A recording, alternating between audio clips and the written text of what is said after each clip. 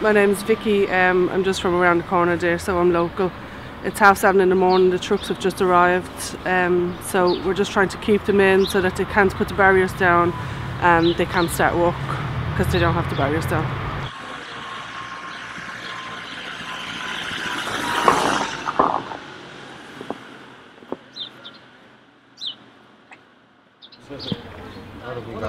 Now it's not pick and mix, just put your hand in and go for it. Good man. You got the money.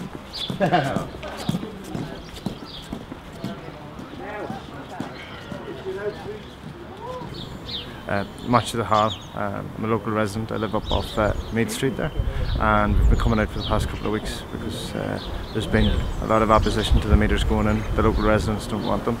Now, in spite of that, they've been going on ahead, and in some instances the workers here have acted with impunity and have endangered people's health as well, and have been allowed to do so.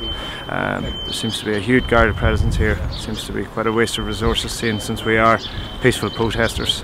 And I think sooner or later they better realise that it's not going to happen. They're not going to get them in. Well, like, not compromised. He wants to park. He wants to park there. He wants to park there. And there's that man who park where he wants. By the way, there's a skip there. Couldn't be gotten out yet. That man doesn't want to park. If that person needs to skip moved, they can move it. Thank you. We told you. We told them they won't listen. The guys won't listen. The guys won't listen.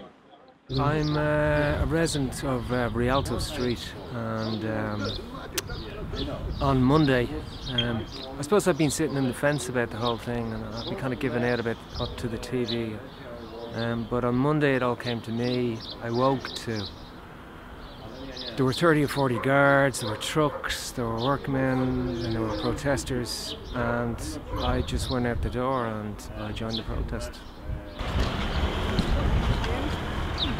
Oh, fantastic. So, I don't know whether anybody takes coffee, just take.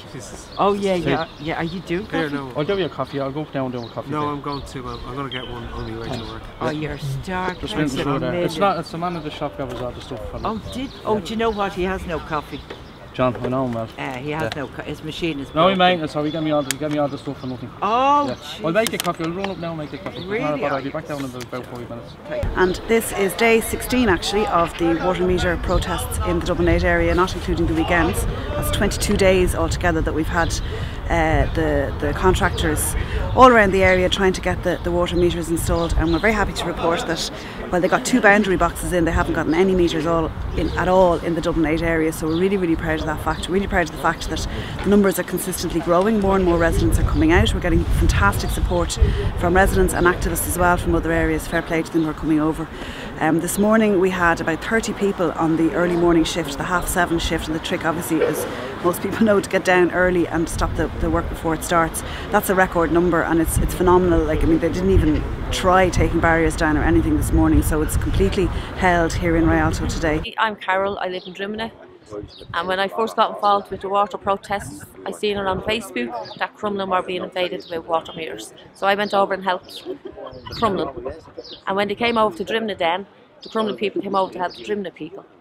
And when they were able to stand up for themselves, we heard that they were up in Walkinstown.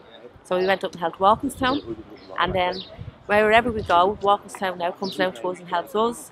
And we're down in Maryland now because we had Dublin 8 people up helping us. So we're after making a big community now where we're after getting to know lots of people, made more community spirit everywhere.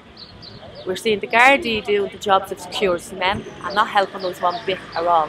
They're not out here helping the community where they should be.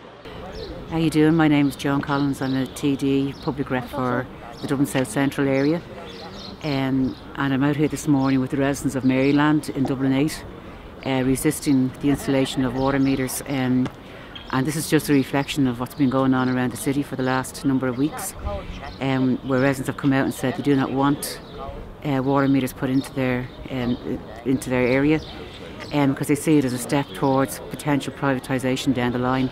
And the fact of the matter is there's more ways that we can actually deal with this issue, and we put it out there enough times, myself and other people on the left. We're all like a gigantic family. We're that long together, supporting each other, helping each other. And did you ever hear the saying, if you mess with me, you mess with my whole family? Well, that's the Pink Ladies. But the Pink Ladies is actually the Pink Ladies. The Pink Ladies is actually the Manana hair, and it's not got the pink jackets are only for support of the cancer research for breast cancer for women. And it's not only in the women; it's men can get breast cancer as well. I was born and reared around here.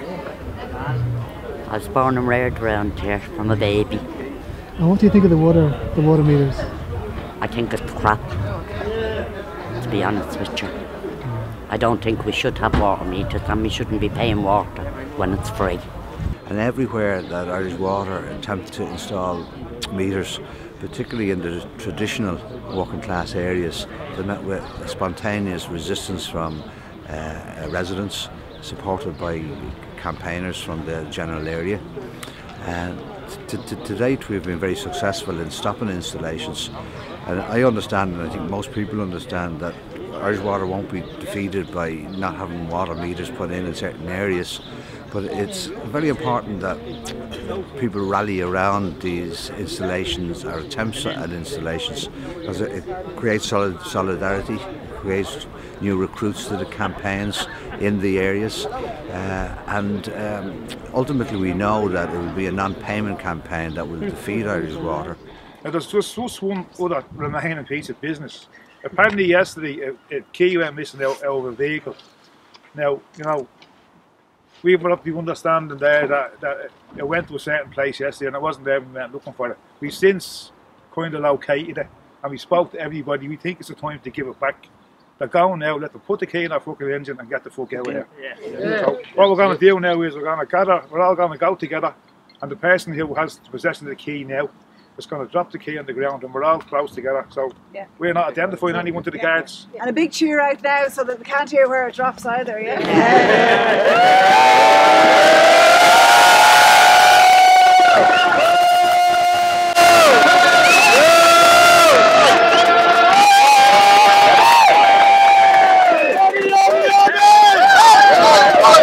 Okay, all the social levels down. That's all I want. Okay, so we say to the lads to come